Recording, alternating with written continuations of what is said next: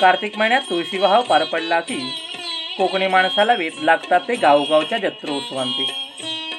कोकणी माणूस मुळातच देवधर्म मानणारा, परंपरा जपणारा.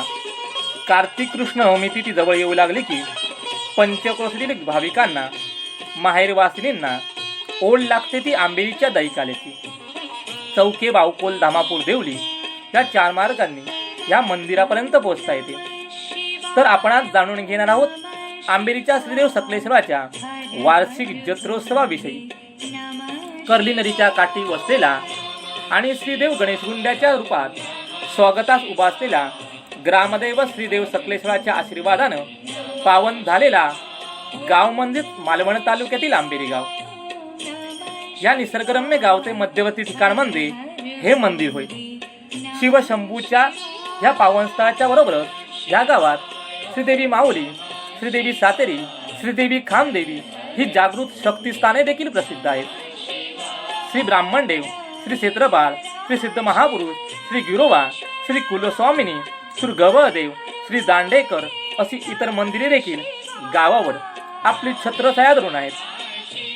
8 ते 10 मड्यामध्ये विस्तारलेला पंचकोशीतील विस्ताराने सर्वात मोठा असणारा हा गाव गणेशकोंड, घोडबीड, धालीचे काप यांद्वारे पांडव काल व ऐतिहासिक काळाची आठवण करून देतो. ह्या गावची जत्रा म्हणजे इथला आनंदोत्सव.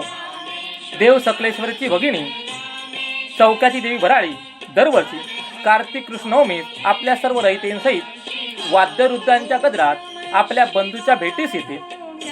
आपल्या बंधूचा आशीर्वाद घेऊन त्याच्या चरणी लीन होते. देव सकलेश्वर देखील आपल्या भगिनीस आशीर्वाद देतो.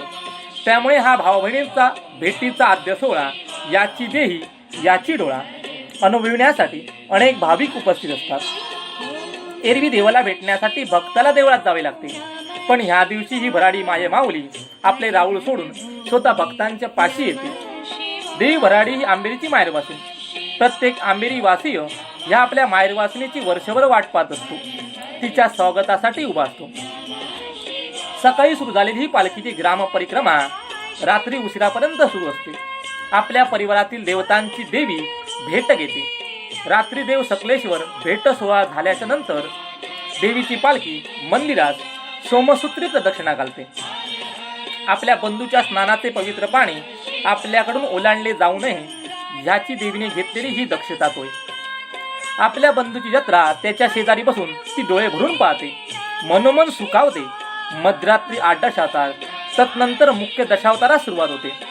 दुसऱ्या दिवशी सकाळी देवीची पालखी स्नानादी कार्य आटपून पुन्हा पुढच्या वर्षी येण्याचे वचन देऊन आपल्या बंधूचा आशीर्वाद घेऊन स्वस्थानी येऊन जत्रोत्सवाची सांगता होते. त्यानंतर 1 दिवस आड गावचा हरिनाम सप्ताही पार पडतो.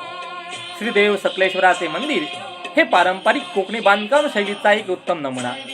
ह्या मंदिराचे वैशिष्ट्य म्हणजे मुख्य गाभारा आणि सभामंडप यांना जोडणाऱ्या 12 वैशिष्ट्यपूर्ण पायऱ्या.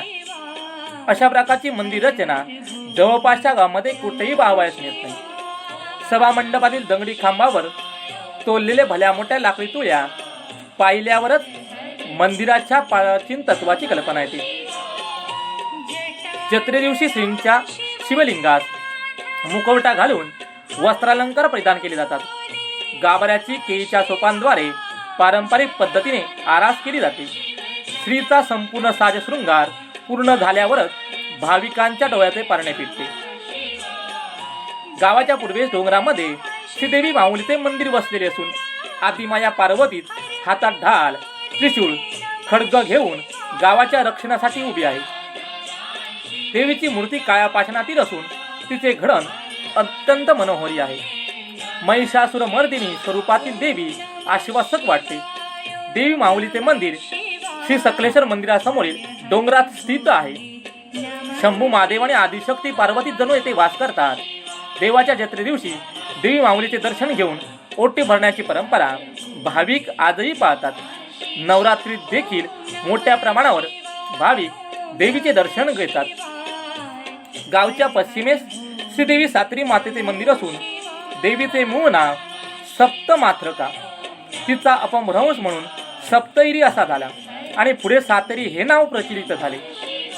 सातेरी म्हणजे ब्राह्मी, महेश्वरी, शैव कौमारी, वैष्णवी, वाराही, इंद्राणी, चामुंडा या 7 देवतांचे एकत्रीकरण होय. देवी सात्रीच्या नावाविषयी अधिक माहिती पंडित महादेव शास्त्री जोशी यांच्या ग्रंथात सापडते. मे महिन्यात ह्या देवीचा मोठा उत्सव असतो. तसेच गावातील एक आणखी वैशिष्ट्यपूर्ण मंदिर म्हणजे खामदेवी मंदिर. या मंदिरातील देवी खांब रूपात आहे. आजूबाजूला असणारा हिरवागार परिसर, समोरच वाहणारा बारामाही ओढा, माडा पोपळीच्या बागा यामुळे मंदिर परिसर अत्यंत रमणीय आहे. आंबेरी गावातील हे शक्तिशाली देवस्थान मानले जाते. सकळ म्हणजे सगळे आणि सकळांचा ईश्वर म्हणजे सकलेश्वर असा विग्रह या नावानेच केला जातो. पण हे नाव अलीकडच्या काळातील आहे. गावातील जुनी जाणती ज्येष्ठ मंडळी मात्र आजही ह्या देवाला जैन ह्या नावाने संबोधतात. शपथ घेताना सुद्धा जैनाच्यान खरा सांगतोय, खोटा बोलायचे नाय असे शब्द पावलोपावली आंबेरीय वासियांच्या तोंडून ऐकावयास मिळतात. प्राचीन काळी हिंदू धर्मातील जैन संप्रदायातील पुण्यपुरुषांनी येथे शिवलिंगाची स्थापना केल्याने जाणकार सांगतात. म्हणूनच पूर्वी देवाला जैन असे म्हटले जाई. त्या जैन पुरुषाच्या नावाने गाभाऱ्यातच एका कोपऱ्यात पाषाणाची स्थापना करण्यात आलेली आहे. कुठेतरी त्या पुण्यपुरुषाची आठवण राहावी ही त्यामागची भावना. गावातील 12-5 संप्रदाय ज्याच्या आज्ञेत आहे तो श्री देव सकलेश्वर आंबेरी पंचक्रोशीतील जागृत ग्रामदैवत आहे. त्यामुळे ह्या भागातील सर्व भाविक ह्या जत्रोत्सवात देव सकलेश्वराचे दर्शन घेतात. परिणामी श्री देव सकलेश्वरात प्रथम सांगणे केल्याशिवाय कुठल्याही धार्मिक किंवा अन्य कोणत्याही कार्याची सुरुवात केली जात नाही. या गावात देव सकलेश्वराविषयी आदरयुक्त भीती प्रत्येक जण मनात बाळगून आहे. देवाची प्रचिती एवढी जागृत आहे की देवाच्या चौखामामध्ये सुद्धा बोलताना अतिशय सौम्य नम्र भाषा वापरली जाते. कुठल्याही संकटात येथील प्रत्येकास पहिली आठवण येते ती श्रीदेव सकलेश्वराची आणि तो देखील आपल्या भक्तांच्या आखेला सत्वर धावून येतो. हे देखील तेवढेच खरे. सुख सांगावे जनाशी, दुःख सांगावे भगवंताशी या उक्तीप्रमाणे येणारा भाविक आपले दुःख दैन्य त्याच्या समोर मांडतो आणि देवही सर्व मार्ग बंद झालेल्या आपल्या लेकरांसाठी नवीन मार्ग खुला करतो. जेव्हा कुणी नसेल तेव्हा मी आहे तुझ्यासाठी हा विश्वास तो देतो. तो कधी जीवलक मित्र होतो, तर कधी संकटात मार्गदर्शक गुरु होतो, कधी वात्सल्यरूपी आई होतो, तर कधी कर्तव्य कठोर पिताई होतो. विश्वाच्या पाठीवर पोटा पाण्यासाठी विखुरलेल्या आपल्या लेकरांसाठी तो भक्कम आधारस्तंभ बनतो. जिथे जिथे तू आहेस तिथे तिथे मी तुझा सांगाती आहे अशी ग्वाही तो देतो. तो आपल्यासोबत आहे हा विश्वासच आपल्याला मग पुरेसा ठरतो.